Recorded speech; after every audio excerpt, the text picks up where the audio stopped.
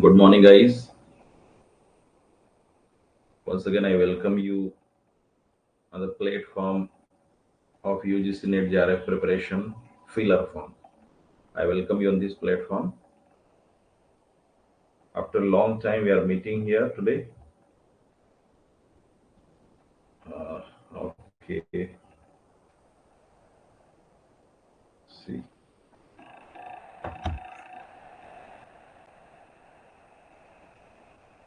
Okay, am I audible? My voice is audible, yes or no? Okay, fine. It's fine. Nice और बहुत ही dedication के साथ हम हमारी ये क्लास हम करेंगे अब चलिए ड्यू टू सम रीजन और कई बार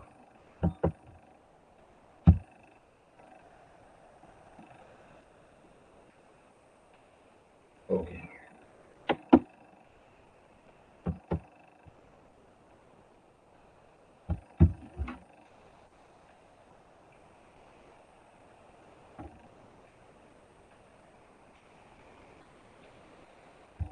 चलिए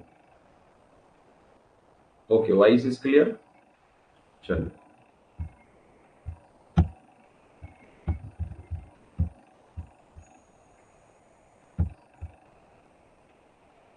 ओके विद रिवीजन और आज थोड़ा सा नेटवर्क और ये सारा इशू देखेंगे हम लगभग हाफ एन आवर की क्लास के इसमें तो then we will move ahead है ना ठीक है और उसके बाद में हम क्लास का टाइम भी बढ़ाएंगे थोड़ा सा ठीक है my voice is clear everything is fine चलिए तो यूजीसी नेट दिसंबर 2023 जैसा कि आपका टारगेट है और इस प्लेटफॉर्म पर आपको दोनों पेपर की तैयारी मिलती है ना चलिए तो ये हमारे कोर्सेज हैं you can purchase you can go through these courses आवाज आ रही है एवरीथिंग इज फाइन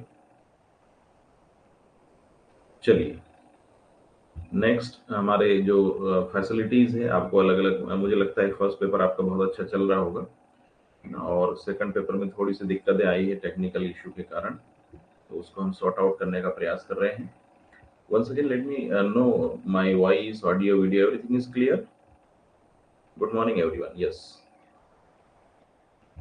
चलिए उसके बाद में DISENG10 ये कोड आप यूज करते हैं तो आपको 10% ऑफ भी मिलता है ठीक है ना और हियर आई एम दिनेश ब्राह्मणे योर मेंटर ऑफ इंग्लिश ठीक है once again Rituraj confirm me my voice is clear yes or no my voice is clear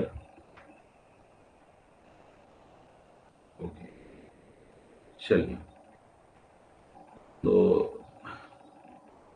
ठीक है तो ये हम लोग पिछली यस ओके तो ये हमारी पिछली क्लास थी और यहाँ पर हमने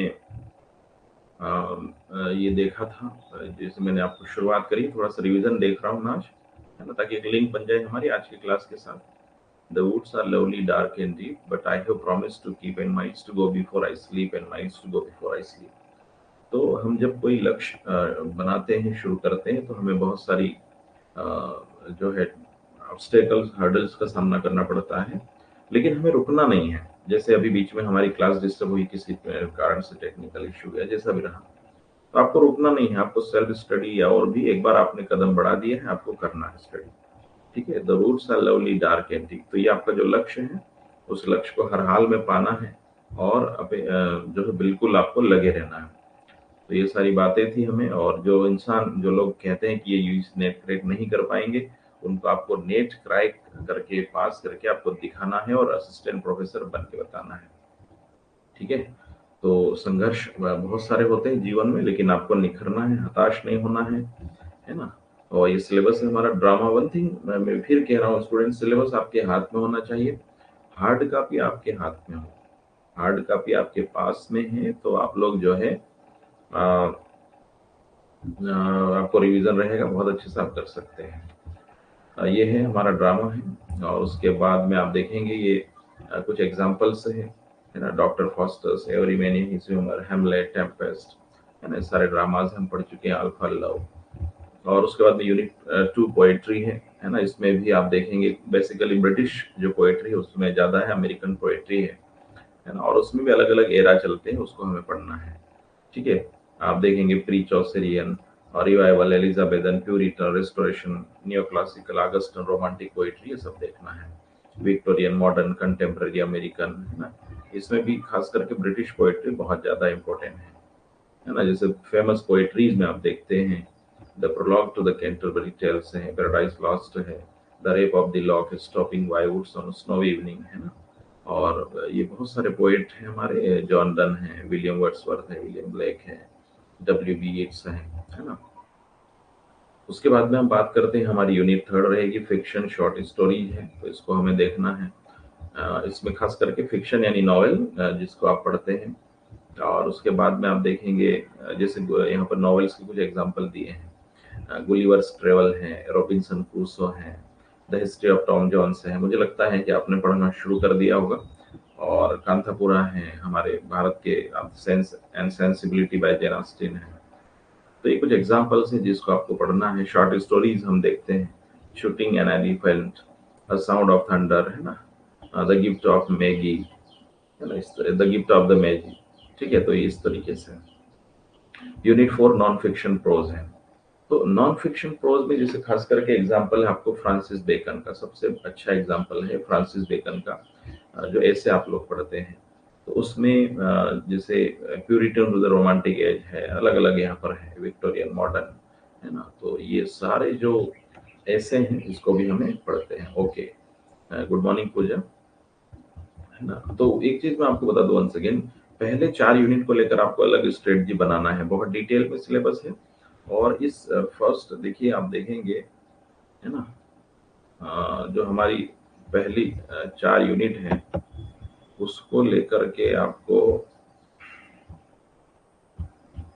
बिल्कुल, मैंने कहा है इसमें क्वेश्चन जरूर आते हैं। और इस ये जो 4 यूनिट है, इसी यूनिट के ऊपर बेस्ड प्रैक्टिकल अप्रोच के साथ में हमारी बाकी की 6 यूनिट है, 5 to 10 तक की जो 6 यूनिट है।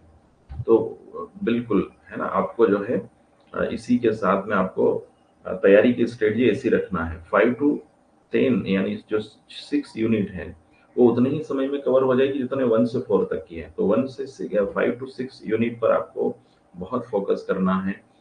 इजीली कवर है, बहुत छोटी यूनिट है, छोटी मतलब कम आपका सिलेबस है उसमें। और पहली rather than when we compare with first 4 unit, लेकिन आपको पढ़ना सभी है, ठीक है ना। उसके बाद में सेल्फ, जैसे ही एग्जांपल है प्रोज के, सेल्फ रिलायंस है ना, द एक्सपेक्टेटर बाय एडिसन, बहुत फेमस ऐसे है, self reliance by Ralph Waldo Emerson, ये सभी चीजें हैं। उसके बाद में हम Puja once again confirm me, आवाज आ रही है, ऑडियो वीडियो क्लियर है, everything is fine? Yes, I am fine.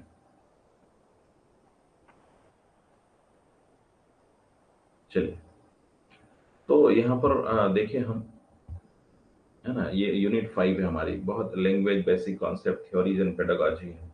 बहुत हेल्पफुल है स्टूडेंट, आप बहुत ही ज़्यादा सिंपल भी है, हेल्पफुल भी है, revision easily you can go through the revision, है ना, इजीली। उसमें आप देखेंगे लैंग्वेज की मीनिंग क्या है, बेसिक कॉन्सेप्ट में आइडियोलैक्ट, डायलेक्ट एंड लैंग्वेज है, diachronic, synchronic and langue parole है। देखिए एक चीज मैं आपको बताऊं, आपको बहुत सारा कंटेंट आपको, है ना, एक जो N,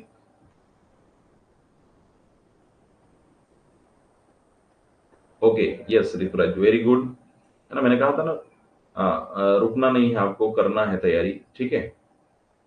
Yes, you can prepare yourself also, है ना, but you have to focus on self study, whatever I am giving you ideas, having that ideas you have to prepare yourself। तो यहाँ पर हम देखें,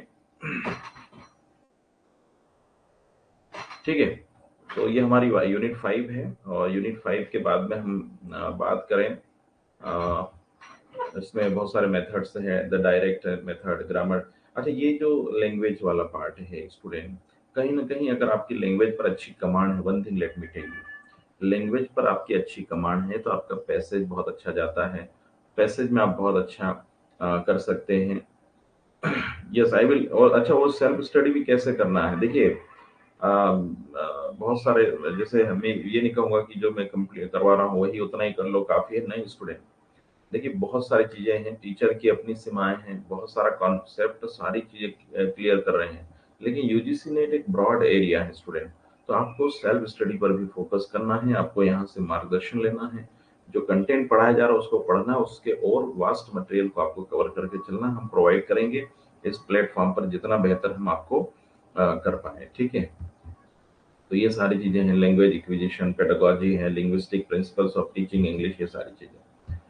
इसके बाद में है हम यूनिट 6 है हमारी English in India, history evolution and futures, है ना। देखेंगे आप, इंग्लिश का अपना महत्व है और इंडिया में इसकी अपनी वैल्यू है। तो ये वाला हम पढ़ेंगे, मैकाले मिनट है इसमें, बहुत फेमस है ना, ये सारा सिलेबस स्टूडेंट हम चर्चा कर चुके हैं। Unit 7 cultural studies, why I focus on syllabus, because syllabus is very important. सबसे पहले तो हमें पता होना चाहिए करना क्या है, that is why we need to study syllabus, है ना। इसमें कल्चरल में culture and cultural studies, Marxism, feminism, deconstruction, post colonialism, है ना, ये सारी चीजें हैं। रेमन कुछ थिंकर्स है इसमें, Stuart hall, Edward Said, Homi के भाभा, कार्ल मार्क्स, ना, रोला बार्थ। तो ये सारे बड़े बड़े नाम हैं, इनको पढ़ना है। आई विल टीच यू, ठीक है। हाँ यस, है ना, PDF also I will send, ठीक है। चलिए, उसके बाद में लिटरेरी क्रिटिसिज्म है यूनिट 8, और ये हम पढ़ चुके हैं बेटा, इसमें बहुत ज्यादा मैं इसमें रिवीजन नहीं, हम सिलेबस को क्या रिवीजन करें। यूनिट 9 है लिटरेरी थ्योरी इन पोस्ट वर्ल्ड वार सेकंड में, तो ये आपको पढ़ना है। ये देखिए न्यू क्रिटिसिज्म है, एक बार देखिए लिटरेरी क्रिटिसिज्म में टीवीएस इलियट है, फर्डिनेंड डी सोसर है, प्लेटो है, अरिस्टोटल, लॉन्गिनस, है ना, इनको।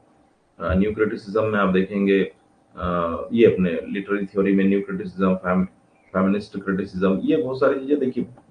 यूनिट 8 और यूनिट 9 थ्योरी क्रिटिसिज्म, है ना, ये कहीं ना कहीं इंटर रिलेटेड है, ये कहीं ना कहीं इंटर रिलेटेड है। इसमें आपको दोनों यूनिट को बिल्कुल साथ में लेके चलना है, हालांकि सारा कोर्स इंटर रिलेटेड है। All the course is dependent each upon each other, and all the topics are dependent, ठीक है।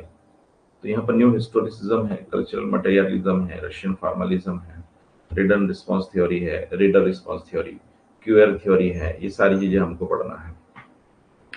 उसके बाद में यूनिट 10 सबसे महत्वपूर्ण student, unit 10। Unit 10 it is basically it is as I have told you, it is directly connected with the first paper, ठीक है। Yes, now it will be continue. Na, Rituraj, now it will be continue from my side. If there is no any technical issue, then okay, because where I am living, there is some kind of technical issues we have discussed. ठीक है, पता नहीं ये क्यों इतना 4G 5G होने के बाद भी जिस एरिया में हूँ थोड़ा सा वहां पर ये इश्यू आ रहा था। अभी मैं प्रयास कर रहा हूँ, अभी अब ठीक है बेटा, आवाज आ रही है, एवरीथिंग इज फाइन, ठीक है। चलिए, तो ये है, आपको पढ़ना है। मैंने कहा था आपको दोनों पेपर साथ में लेकर चलना है, घबराना नहीं है, बहुत सारी चीजें हैं, आप पढ़ना है। और ये स्टडी प्लान मैंने आपको बताया था,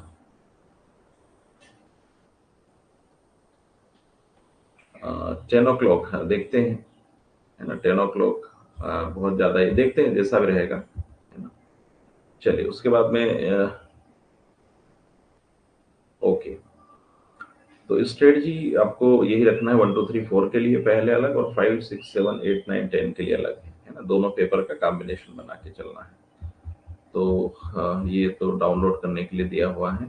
थोड़ा सा हम लोग आगे बढ़ते हैं, नेक्स्ट स्लाइड में इंग्लिश इन इंडिया की बात करते हैं, हिस्ट्री, एवोल्यूशन, है ना, एंड फ्यूचर्स, ठीक है। हिस्ट्री, इवोल्यूशन एंड फ्यूचर्स, तो हम ये बता चुका हूं मैं आपको, और ठीक है। तो यहाँ पर history of English language in India, तो एज यू नो, आपको मैंने बता चुका हूँ कि अंग्रेजी जो है भारत में ईस्ट इंडिया कंपनी के आने के बाद भारत में इसका अस्तित्व आया है, और इसका ओरिजिन जो है ईस्ट इंडिया कंपनी के साथ हुआ। और आप जानते हैं कि अंग्रेज व्यापार करने के उद्देश्य से आए थे, लेकिन gradually they started ruling over us, है ना, लेकिन उन्होंने शासन भी करना शुरू कर दिया। तो 3 लैंग्वेज फार्मूला है, 3 लैंग्वेज फार्मूला जो लागू किया गया है, जिसमें हमारी अपनी, जैसे हर राज्य में maximum states have their own mother tongue, है ना, स्टेट मदर टंग आप कह सकते हैं, जैसे कि महाराष्ट्र में मराठी है, गुजरात में गुजराती है, तमिलनाडु में तमिल है, आंध्र प्रदेश में तेलुगु है, तो है ना, ठीक है।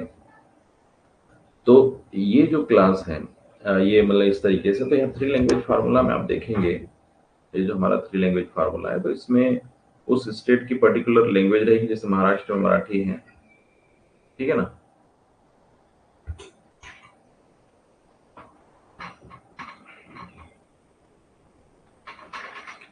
तो यहाँ पर जो है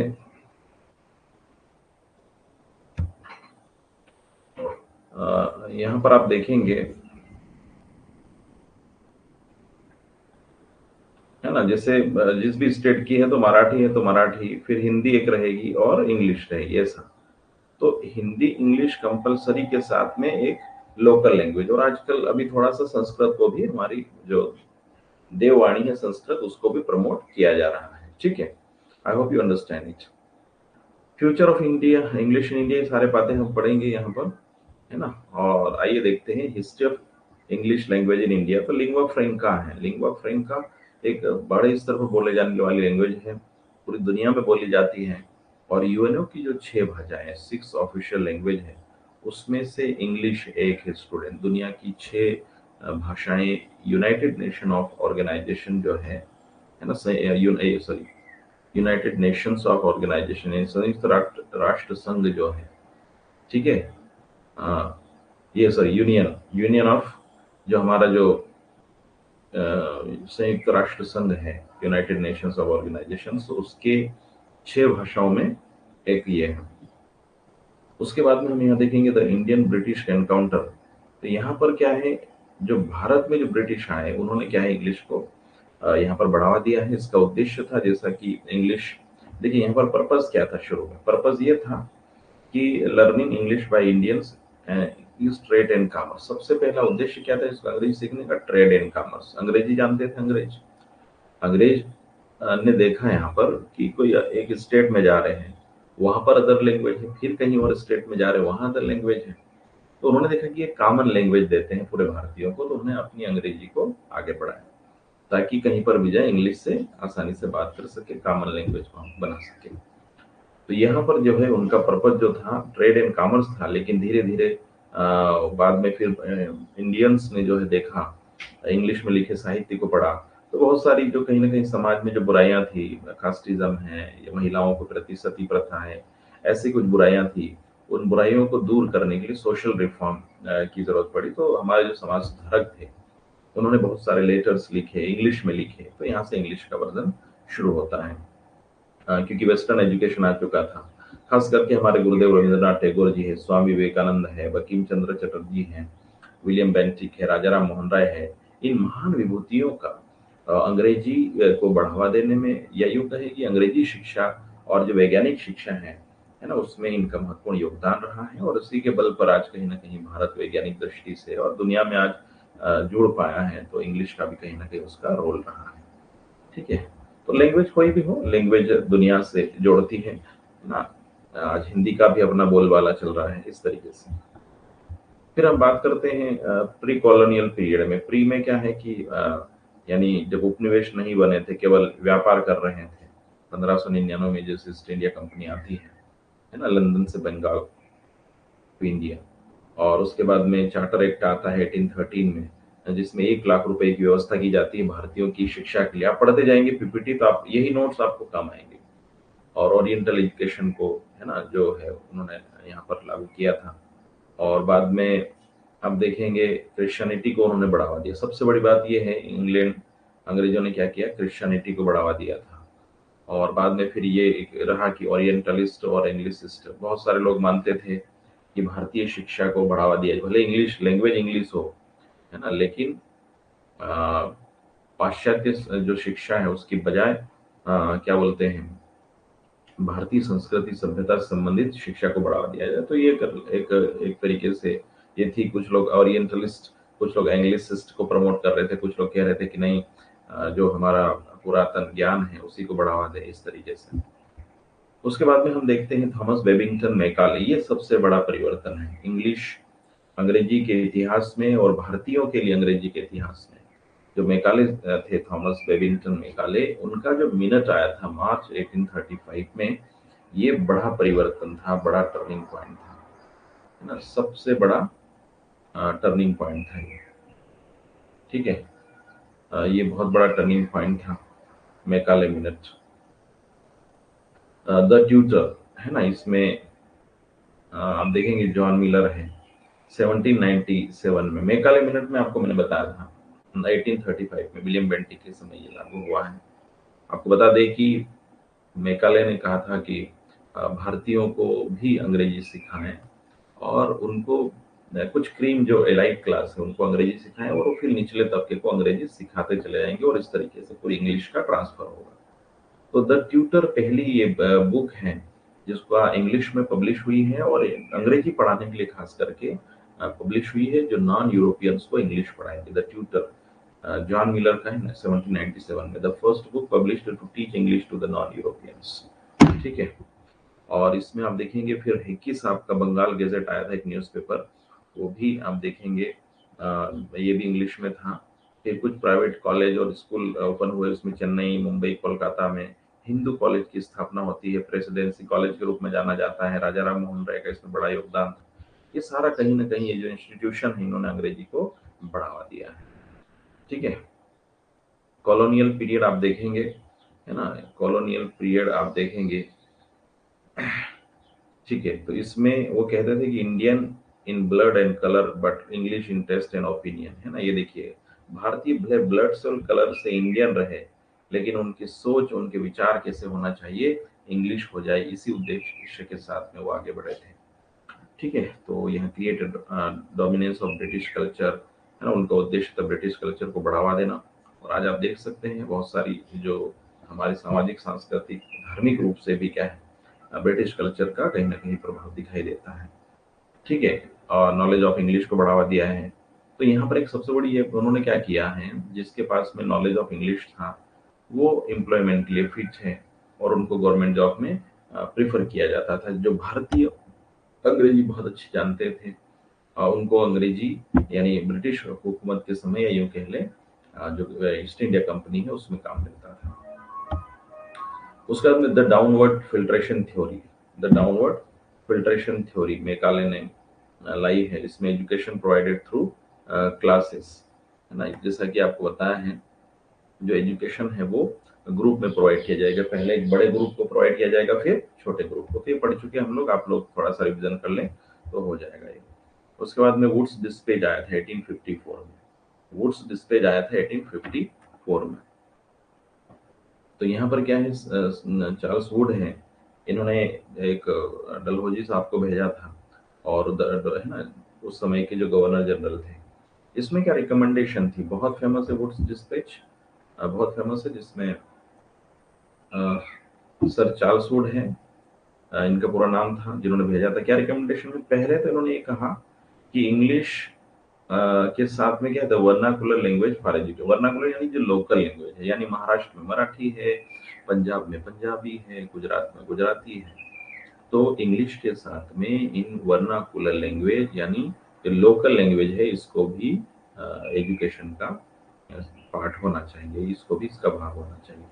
प्राइमरी स्कूल है जैसे वर्नाकुलर्स हैं, प्राइमरी स्कूल में यानी लोग जो हमारी जो फाउंडेशन स्कूल होती है उसमें जो पढ़ाई है वो लोकल लैंग्वेज में भी लोकल लैंग्वेज में ही हो। अगर हिंदी भाषी है तो हिंदी में ही हो, मराठी है तो मराठी में हो। और हाई स्कूल जो है वो Anglo vernacular, high high school किसमें हो,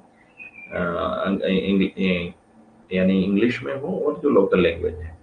लेकिन जो हायर एजुकेशन है उसमें केवल और साथ में कॉलेज लेवल यानी बड़े स्तर पर क्या होना चाहिए, इंग्लिश में होना चाहिए, है ना। और इसमें फोकस किस पर था ज्यादातर, वुमेन एजुकेशन पर था। Introduction of grants in aid through department of education. ठीक है। तो यहाँ पर ग्रांट्स भी मिलने लगी थी, ये ध्यान रखना है। Magna carta of English education in India कहा जाता है।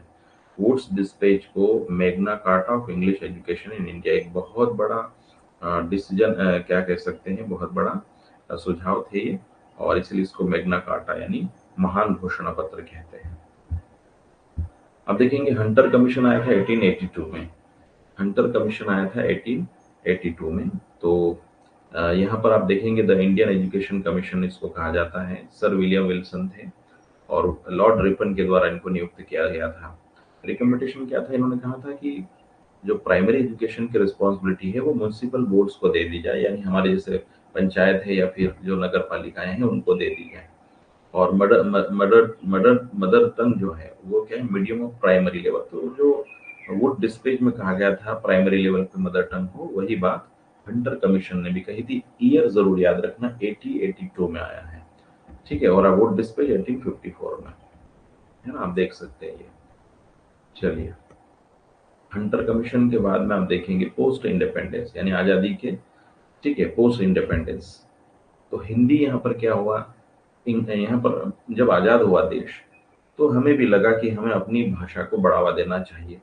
हमारी अपनी मातृभाषा हिंदी है, उसे पूरे देश के लिए एक तरीके से पूरे सारे स्टेट की अलग अलग भाषाओं के ऊपर हम बात करें, तो हिंदी हमारी मातृभाषा है, उसको बढ़ावा देना चाहिए, है ना। इस तरीके से ऑफिशियल लैंग्वेज के रूप में उसको घोषित किया गया। लेकिन बाद में हम देखते हैं कि तमिलनाडु से जो हमारे दक्षिण भारतीय राज्य हैं, वहां से कहीं ना कहीं नॉन जो हिंदी स्पीकिंग स्टेट है, नॉन हिंदी स्पीकिंग स्टेट्स, वहां से कहीं ना कहीं विरोध के स्वर आते हैं कि हिंदी के बजाय अंग्रेजी को ही मतलब प्रमोट किया, मतलब ऑफिशियल लैंग्वेज के रूप में मान्यता रहा हो। तो इंग्लिश को जो है फिर से 1965 में रिटेन किया गया और एक अमेंडमेंट बिल आया था। और उस अमेंडमेंट बिल में क्या है, अंग्रेजी को हिंदी की एसोसिएट लैंग्वेज बना दिया गया है। और उसी के तब से जो है एक लंबे समय तक ये जो लंबे समय तक अंग्रेजी क्या है अब एसोसिएट लैंग्वेज के रूप में बनी रहेगी। और उसमें ये कहा गया कि जब तक हर एक प्रत्येक राज्य एग्री होकर के अंग्रेजी को हटाने का निर्णय नहीं लेते हैं, तब तक ये चलती रहेगी। तो हम सोच सकते हैं कि जो हमारे साउथ इंडियन जो स्टेट है वो कभी इसको अनुमति नहीं देंगे, यानी अंग्रेजी को ऑफिशियल लैंग्वेज के रूप में यूज करते रहेंगे। पोस्ट इंडिपेंडेंस में हम बात करें तो 3 लैंग्वेज फार्मूला है, हिंदी ऑफिशियल लैंग्वेज है, इंग्लिश एसोसिएट है, और एक मदर टंग के रूप में जो उनकी स्टेट लैंग्वेज होती है हमारी, उसको लागू किया जा सकता है। रीजनल लैंग्वेजेस में administrative language with in the respective state, ये देखिए, है ना, मतलब जो एडमिनिस्ट्रेशन है वो किस में हो, रीजनल लैंग्वेज में। English is rich in literature, humanistic, scientific and technical. तो अंग्रेजी साहित्य में आप देखेंगे, अंग्रेजी में बहुत सारा साहित्य, साइंटिफिक और बहुत सारी बातें लिखी गई हैं। The central institute of English 1958 Hyderabad, बहुत महत्वपूर्ण इंस्टीट्यूट है स्टूडेंट, बहुत ही महत्वपूर्ण है, इसको आप देख सकते हैं। देन कोठारी कमीशन जुलाई 1964 में है, नेशनल एजुकेशन कमीशन कहा जाता है, दौलत सिंह कोठारी ने इसको लीड किया था। और सबसे ज्यादा इन्होंने इंपॉर्टेंस ऑफ इंग्लिश पर जोर दिया था। The first language of Indian education in many the first language of Indian education in many English medium schools and colleges. आज हम अंग्रेजी की बात करें तो बहुत सारे इंग्लिश मीडियम स्कूल की भाषा, बहुत सारे स्कूलों की भाषा इंग्लिश है। I hope you understand it, ठीक है। आप देख सकते हैं बहुत सारे स्कूलों की भाषा क्या है, इंग्लिश है, ठीक है। उसके बाद में इन्होंने यही कारण है, आज आप देख सकते हैं सीबीएसई स्कूल ले लो, बहुत सारे स्कूल है जो अब इंग्लिश मीडियम में है, ठीक है, India as well as on international level.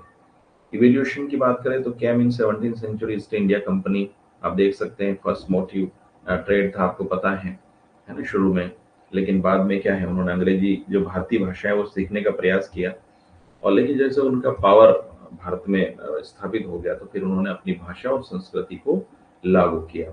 और इंग्लिश को क्या है, एक कम्युनिकेशन का एक ब्रिज के रूप में उन्होंने लागू किया था, ठीक है, ताकि सारे लोग एटलीस्ट जो है अंग्रेजी के माध्यम से पूरे इंडिया में एक लैंग्वेज हो जाए, उन्होंने देखा, ठीक है।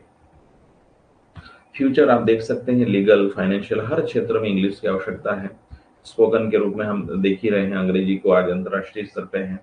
और language laboratory, computer assisted language, है ना, टेलीविजन चैनल्स, बहुत सारे फॉरेन लैंग्वेज हैं, ग्लोबल लैंग्वेज हैं, ठीक है। तो ये सारी देखिए, आप देख सकते हैं अंग्रेजी अंग्रेजी के बहुत सारे चैनल की भाषा है। डिबेट आप देख सकते हैं इंग्लिश में होते हैं, ग्लोबल लैंग्वेज है, जॉब ओरिएंटेड है। सबसे बड़ी बात ये है कि इंग्लिश जॉब ओरिएंटेड है। If you want to work in any company, if you want to work as a school anywhere else, if you are good at English, definitely you will get job. अगर आपकी अंग्रेजी अच्छी है and if you are having good communication, command over language, आपको job मिलेगी। Job oriented है student, ठीक है। कहीं ना कहीं आपकी इंग्लिश जो है आपको जॉब दिलाती है। India's language diversity is an important future resource. Bharat में बहुत डाइवर्सिटी है, विविधता है भाषाओं को लेकर भी, तो सारी भाषाएं हर वे भारतीय नहीं बोल सकता, तो एक कॉमन ब्रिज के रूप में इंग्लिश को यूज कर सकता है। तो इंग्लिश हमेशा बनी रहेगी। और भारतीय जो इंडियन लिटरेचर है उसमें ट्रेवल्स ऑफ दिन मेहमेट, है ना, एक वर्क आया था शेख दिन मेहमेट का। फर्स्ट बुक है इंग्लिश में, किसी भारतीय के द्वारा लिखी गई है। द परसिक्यूटेड 1831 में है, कृष्ण मोहन बनर्जी के द्वारा है। द फर्स्ट प्ले है ये। राजमोहन द फर्स्ट प्ले 1864 में राजमोहन स्वाइफ बंकिम चंद्र चटर्जी का। ठीक है, India first the first Indian novel है। यहाँ पर राजा राम मोहन राय का बहुत ज्यादा रोल है इसमें। द ट्रायो है, देखिए, राजा राव, फिर मुल्कराज आनंद और आर के नारायण को त्रिमूर्ति कहा जाता है इंडियन इंग्लिश लिटरेचर की, ये ध्यान रखना है। 1950s में अनीता देसाई, खुशवंत सिंह, अरुण जोशी।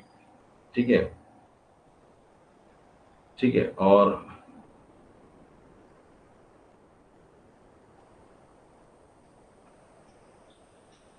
ठीक है, ऋतुराज जी हो जाएगा। ठीक, खुशवंत सिंह, अरुण जोशी, सलमान रश्दी, मिडनाइट चिल्ड्रन है उनका लिखा हुआ। 1990s में, इसे 2000 में देखे तो अमिताभ घोष, विक्रम सेठ, शशि थरूर, शशि देश पांडे, अरुंधति राय, चेतन भगत, अरविंद अडिगा, बड़े राइटर है अभी मॉडर्न में, आप देख सकते हैं। तो ये नाम है। ठीक है। तो आई होप ये आज का लेक्चर आपको, मैंने कहा था ना कि आपको बहुत कम से कम समय में आपको मैं बहुत सारी चीजें बताऊंगा। ठीक है, तो इट्स इनफ फॉर टुडे। मैंने कहा था कि आई होप, अब मुझे बता दो एक बार, one second confirm, my voice, audio, video, everything is fine, will be continue from tomorrow, है ना? सब कुछ क्लियर है बेटा? Everything is fine? आवाज, ऑडियो, वीडियो, जो पीपीटी है, सब क्लियर है? Yes, okay. सो टुमारो, अभी तो मॉर्निंग क्लास ही रहेगी 7 o'clock, उसके बाद में हम देखते हैं ना। ठीक है, अभी मॉर्निंग में रहेगा, उसके बाद शेड्यूल को कुछ होगा तो हम देखेंगे। ठीक है।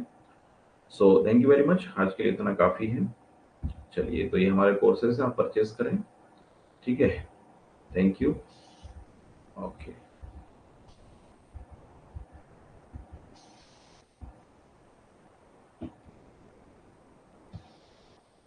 चलिए।